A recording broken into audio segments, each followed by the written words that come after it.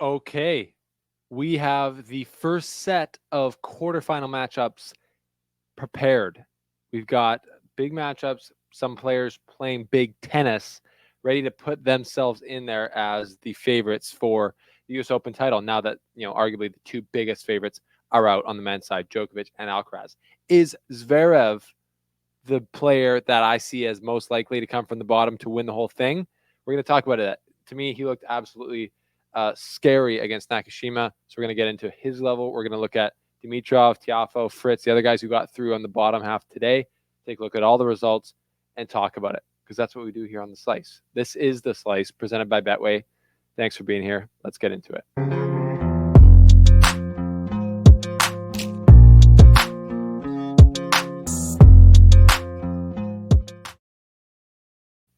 Okay, welcome back to the show. Big, I feel like we're in a bit of a new era here with this major because of the fact that, especially on the men's side, Alcaraz and Djokovic went out so early in the tournament that a lot of guys have the feeling that, why not me? Why don't I go and win this? And I talked about it on the last show, but I've been thinking about it ever since. 8 of the last 9 majors have been won by either Djokovic or Alcaraz. And you just can't say enough, I think, about that, especially with Sinner and Medvedev, the only other two major champions being on the top half. One of these guys in the bottom is going to be in the final, and they're going to be like, hey, why not me? Why don't I go and make it to the final and just beat Sinner or Medvedev or whoever is there from the top?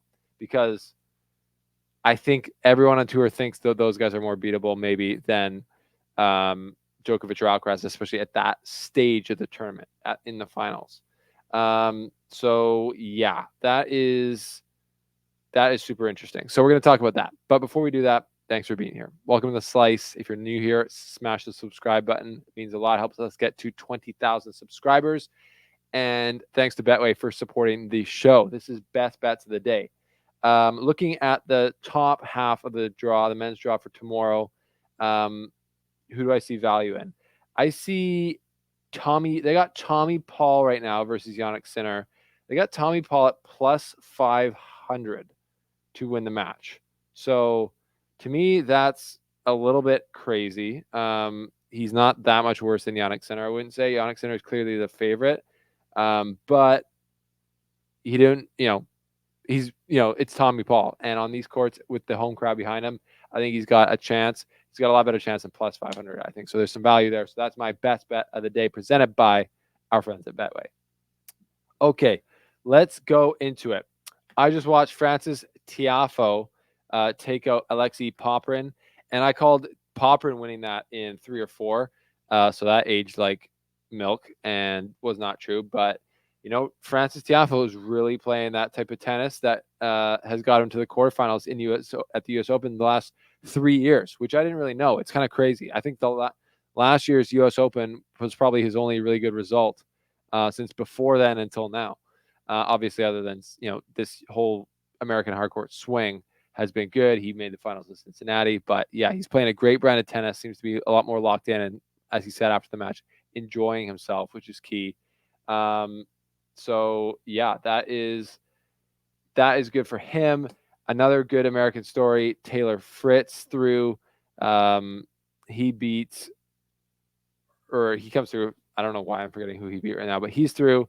And he's looking good on the hard courts. And also Dimitrov is through. And my thinking here is, why not Grigor Dimitrov? I was thinking about this before, or when I was watching him play, when he was watching him beat Rublev. Is this the best chance Grigor Dimitrov's ever had, essentially, to win a major? A lot of people are thinking, he's an ex-Federer when he came out, baby Federer. But he, when he was coming up and he was at his height, even in 2017 when he was kind of had his best year, he had to beat in the Australian Open that year. He would have had to he almost beat Rafa in the semifinals. And then he would have had to beat Federer in the final. Like, you always had to go through 2 or 3 of the big 3 to win. Right now in this tournament, he doesn't have to go through any of them. And obviously, none of these guys are easy. Like, he's still probably the oldest guy in the draw. But as far as a route to a major, he's now into the quarterfinals. And he's got quarterfinals, semifinals, final. He's got 3 more matches against guys who are not named Alcaraz or Djokovic. That's a pretty good, I would say, not chances for him, but it's the best chance he's had in a long time, I would say. So on that, let's look at the results from today, which he was involved in. So match recap, he came back. He was up 2 sets to love, and then he let Rublev back in, or Rublev got back in at 6-1, 6-3. And then Grigor played great, smart, solid tennis in the 5th set to get back on top and close it out. He won 80% of his first serves, only 42% of his second serves. I mean, this is a super tight match, obviously. Both kind of grinding, both had more unforced errors than winners. One of those gritty U.S. Open matches where both guys really want to win badly. And Dimitrov comes out on top. So that's a feel-good story for him because he's such a good guy, has been grinding at it for so long. And yeah, you feel like, maybe this is his time. I don't know. He's still got a lot of space to cover, so we'll see about that. And here's an interesting one. Okay, so Emma Navarro beats Coco Gauff 6-3, 4-6, 6-3. Coco Gauff had, let's look at it so I get the number right. She had double faults. Do they show that there? Yeah, double faults. She had 19 double faults, Coco Gauff. And to me, that's just shocking. Like a professional tennis player, I just don't understand how you're throwing in that many, but we've seen it before with guys like Shapovalov, Zverev. It happens. The most controversial thing about this match to me was after the match. Brad Gilbert comes on to ESPN like immediately after the match, and I believe I saw it on Twitter. I can't confirm this, but that like Emma was still impressed. She was still in the locker room, and Brad Gilbert's on ESPN at the desk, and he was asked about her serve, and he said, "Look, in practice, it's never an issue, and in matches, she has to be able to hit the same speed on her second serve every time, but she changes it up, and that's where he feels the inconsistencies come in." And then Renee Stubbs just literally roasts Coco's form to Brad right there, and kind of just like, says like it's not a very good excuse. Her form's bad, and she's probably right. But I think it's insane that Brad's there having to like defend his player immediately after a loss. He's probably still rattled or upset by it. And then also, if you're Coco Gauff, I don't want my coach out there talking about my loss right away. I want him there talking with me. I don't want him doing a different job when you're probably paying him a ton of money to be your coach.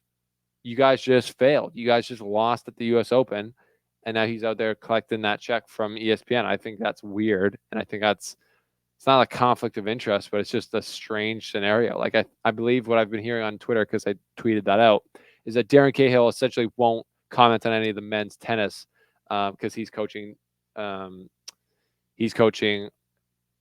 Sinner, obviously. So I don't know. What do you guys think about that? I think it's a little bit weird to have the coaches of these high-profile players commentating on as high-profile analysts on ESPN during the tournament. I know they've done it for a long time. I know, especially Darren Cahill's done it for a long time, coaching someone on Halep. Anyways, what's your thoughts on that? Anyways, that was a tough one for Coco Gauff, but a great one for Emma Navarro. She played great. She's so strong from the baseline, such a big hitter for not being that big. And yeah, that was a great win for her. Frances Tiafoe beats Alexei Popyrin in 3 hours in 4 sets. And yeah, like we said, impressive performance from him. Solid, big hitting, but with measured approaches. Came forward a lot. How many times did he come forward? I don't know. From what I saw, I didn't see this whole match. But yeah, first serve is in, not super high for either guy. But yeah, I think probably just Frances. It's a tight match. Frances just played the clutch, the big moments better. Won 3 out of his 5 break points compared to 3 out of 9 for Popyrin. And I mean, look at this. Both of them. This is a clean hitting match. Winners 55-28 for Popyrin and 44-20 for Tiafoe. So both had a huge winner to unforced error ratio compared to a lot of other matches like that Dimitrov Rublev match. And yeah, net points won. I'm gonna say 36 times. Tiafoe got to net. Poprin also came forward a lot. Anyways, Poprin, great player, great win against Djokovic. I think he's gonna be at the top of the men's game for a while now, and he's got the game for it. But Tiafoe is extra hard or extra good at the U.S. Open, third time in the quarterfinal, so he'll be looking to make it through. We'll get to the draw in a second here. Badosa over Wang, 6-1, 6-2. Badosa's just cruising through the draw.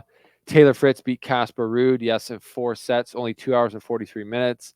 Casper just doesn't seem to have it right now. He seems to be tired. He seems to be not to be slow. He doesn't seem to have, the level he's maybe had in the past in majors. But again, he's kind of consistent. A guy like Taylor Fritz has more firepower, and in these quicker conditions, he's more deadly. That's just a fact. And yeah, he showed that 6-4, 6-3, 6-2 to finish that one out. And then Zverev over Nakashima, lost the first set, and then was just absolutely routines Nakashima, 6-1, 6-2, 6-2. And that is what I said, dominant, very scary performance from Zverev, if you're anyone else. Nakashima's got a great return, and Zverev won 88% of his first serve points. He literally dropped 5 points on first serve all match, came forward winning, 20 out of 25 net points, 51 winners, 33 unforced errors. Absolutely massive tennis compared to Nakashima. So that's going to be tight. I will say before we move on to the draw, Tommy Paul beat Gabriel Diallo, friend of the show and Canadian, yesterday in a tight match, actually. And Tommy Paul played, I think, a good match. Wasn't playing his best, but Diallo made things really tough for him. The stats show here, I'm just going to bring him up, that, because Diallo has a massive serve, but he was also able to break Tommy 5 times, and then Tommy was able to break Diallo 9 times. I believe there was a point in the match where there's 6 breaks back to back to back. So there was a lot of breaking, a lot more rallies than you would have expected, I think, from Gabe Diallo. So I think a lot of people who hadn't watched him before saw what his game is like. It's big time. He's got a huge serve, and he's not even getting the most out of it. I think at this point he can still get it bigger. But Tommy kind of grinded that one out. 32 winners for Gabe, 77 unforced errors, so just a lot. But yeah, super dangerous player, and really, I think Gabe Diallo will be in the top 50 by this time next year. I believe that he's got the game for it, and he's another Canadian star who we've been talking about for a while, obviously over 2 years on this on the slice here, but he's coming into it now, and yeah, he's looking good. So big shout out to Gabe Diallo there. Let's look at the draw. Let's look at the draw and where the matchups we've got here now. So obviously, we've got the quarterfinals. So we've got Taylor Fritz versus Alexander Zverev, which is a big hitting match. That's tough for both of them, and that seems to be, that's like if I had to put the 2 biggest favorites maybe coming out of the bottom, I'd put it as those 2 guys. So they're playing each other in the quarterfinals, where you got Dimitrov and Tiafoe playing each other. So that's a huge opportunity for Grigor or Francis to make the semifinals and to play one of those 2 guys. But that's going to be a huge hitting affair. Zverev and Fritz, who can serve better, who can play better behind their serve. It's going to be massive. So who do you guys think below? I don't even know. I'll pick Zverev because I really think he's the most dangerous player from what I've seen, potentially in the whole draw. But Medvedev and Sinner are right there as well. They've both been playing fantastic. And then Dimitrov versus Tiafoe, that's going to be wild. That's going to be a shot maker's dream, shot maker's delight. Dimitrov, what can he do? Can he bring experience to this match that's going to help him win? Because Francis is definitely the more physical player at this point. I think he's got more oomph to him. But yeah, Dimitrov does have a lot more experience, especially getting to semifinals of majors. He's been there before. He's won more than Tiafoe. He's been around a lot longer. I think how much of a factor will that experience play in this match? I don't know, but it's going to be a really good one. So I'm looking forward to that. So yeah, those are the matchups. If I had to lean one way, I would actually kind of lean Tiafoe in the bottom, just based on what I've seen tonight. He's playing great. He's playing like a well-rounded tennis game, and unless he just gets away from that and just plays a poor match, I think he's got more physicality right now, more oomph, and he's got more crowd behind him against Dimitrov. And yeah, he's playing better tennis, or he has been for the last 3 weeks, I think, than Dimitrov, and he's younger. So I'm leaning Tiafoe and Zverev in these two matchups. But again, Zverev, this guy, look at this beast right now in this outfit. I like the outfit. A lot of people haven't been saying that they like the outfit. To me, he's a freak, and you do not want to be playing him right now. He looks good, and I think the biggest thing standing in his way as far as form is getting tight, because he'll know that he doesn't have to play Djokovic or Alcaraz. Even though he has a good record against Alcaraz, he did lose him in the French Open final.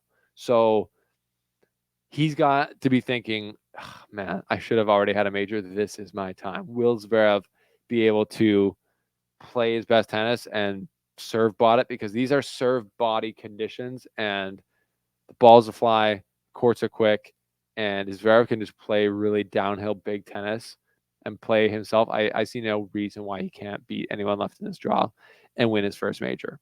That would be pretty crazy. He's already in the live rankings now, number 2 in the world, over Alcaraz and Djokovic. So that's pretty crazy. So yeah, it's going to be interesting to see. We will be back at you tomorrow with the top half of the draw, getting their quarterfinals done. We'll do a full quarterfinal preview show, both men's and women's, tomorrow on that. Leave your thoughts below on what we talked about today. Good tennis happening today. Some weird things happening, like the Coco Goff situation. Let me know what you think on that. But for now, that's all. That's the slice. You've got it. You've got what you need to know. Shout out to Betway. Thanks for sponsoring the show. Click all the links below to sponsor the show. Thanks for subscribing, and we'll see you next time here on The Slice.